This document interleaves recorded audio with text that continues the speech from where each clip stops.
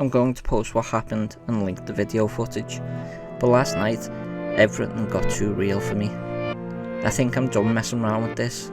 I passed out pretty much immediately after making that thread, but last night, that elegy of emptiness statue, I had a dream about it. I dreamed that it was following me in my dream, that I'd be minding my own business when I'd feel my neck hair stand up on end.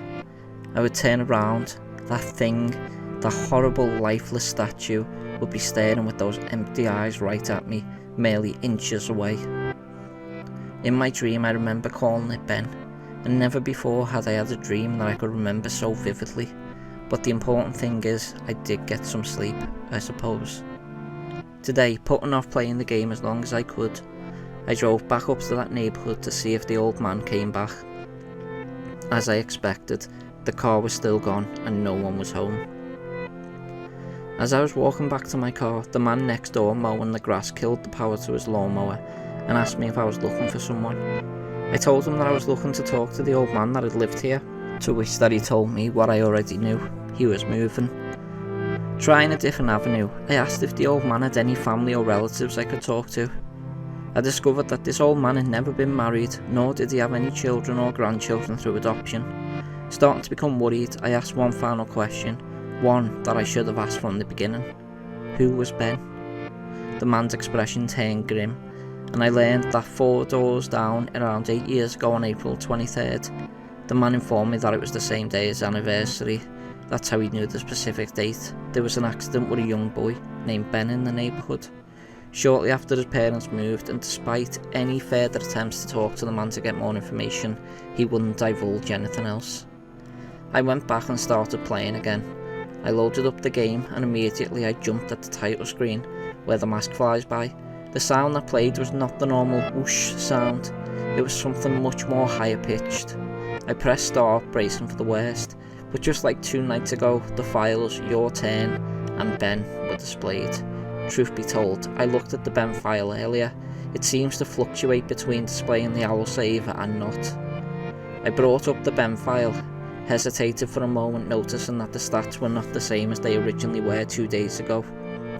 It seemed he had already completed the Stone Tower Temple this time. Summoning my courage, I selected it.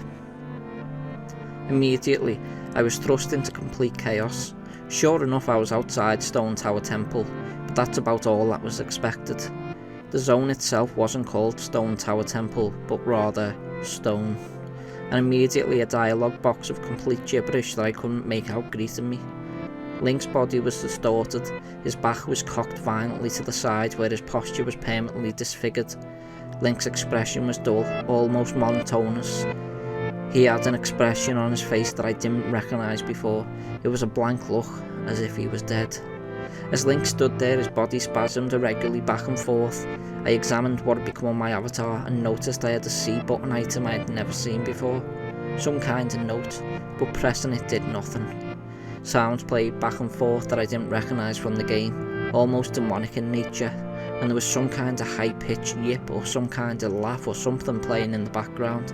I had all of 2 minutes to take in the environment before another one of those fucking elegy of emptiness statues was summoned, and immediately after I was cut into the dawn of a new day screen. Except this time it was without that I subtext. I was a Deku scrub in Clocktown. This scene would normally play after the first time you travelled back in time. Tattle would say, what just happened? It's as if everything has.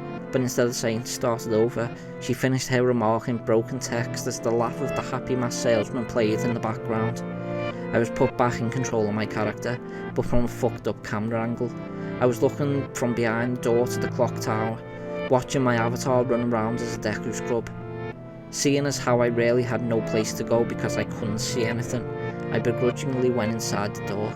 There, I was greeted by the happy masked salesman, who simply told me, "You've met with a terrible fate, haven't you?" before the screen whited out.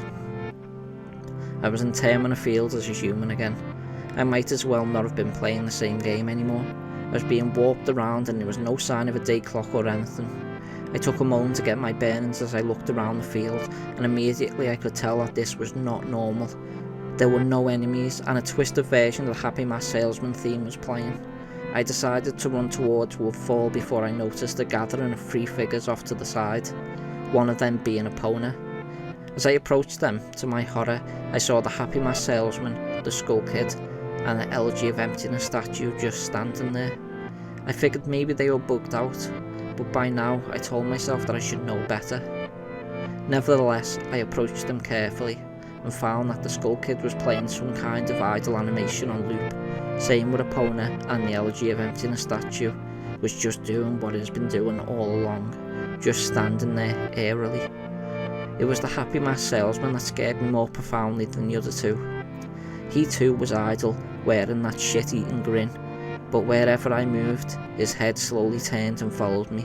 I had not engaged in any dialogue with him, nor was I in combat with him, yet his head still continued to follow my movements.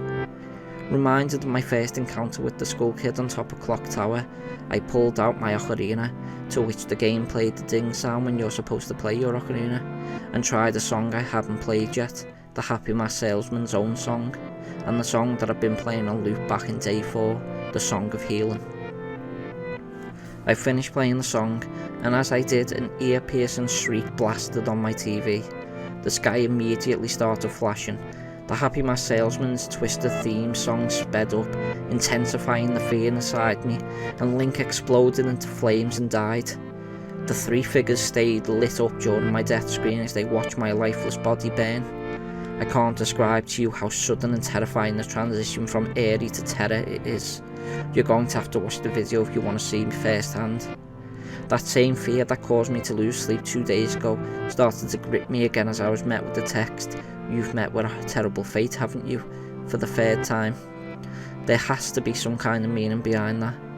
I had little time to ponder as I was immediately given another small cutscene of transforming into Azora, and now I find myself in Great Temple Bay. Hesitant but curious to see what the game had in store for me, I slowly made my way towards the beach, where I found Epona. I wondered why the game had decided to put her here. Was the game implying she was trying to get a drink? Unable to take the mask off, I decided that riding the steed wasn't the reason she was placed here. Suddenly, I realised that Epona kept neighing, and the way she was angled made it look like she was trying to signal or point to me off in the distance. It was a hunch, but I dove into Great Bay and started swimming. Sure enough, I almost missed it. I found something at the bottom of the ocean, one last Elegy of Emptiness statue. I went down to examine it, and suddenly my Zora started doing a choking animation. I had never seen a Zora do before, which didn't even make sense because Zoras can breathe underwater. Regardless, my character choked to death and died. And again, the statue was the only thing that was highlighted in my death. I didn't respawn this time. I was booted back to the main menu as if I restarted the console. The press start screen was before me. I knew the only reason why it would put me here is because the save files had changed again. Taking a deep breath, I pressed start, and I was right. The new save files told me about Ben. Now it made sense why the statue appeared when I tried to go to the laundry pool. The game must have anticipated how I would try to escape the day 4 clock town. The 2 save files told me his fate. As I suspected, Ben was dead. He had drowned. The game obviously isn't through with me. It taunts me with the new save files. It wants me to keep playing. It wants me to go further. But I'm done with this shit. I'm not touching any more of these files. This is already way too horrifying for me, and I don't even believe in the paranormal, but I'm running out of explanations. Why would someone send me this message? I don't understand it. I just get too depressed thinking about this. The footage is up here for those who want to see it and try and analyse it. Maybe there's some kind of code message in the gibberish or something symbolic in what I went through. I'm too emotionally and mentally drained to fuck with it anymore.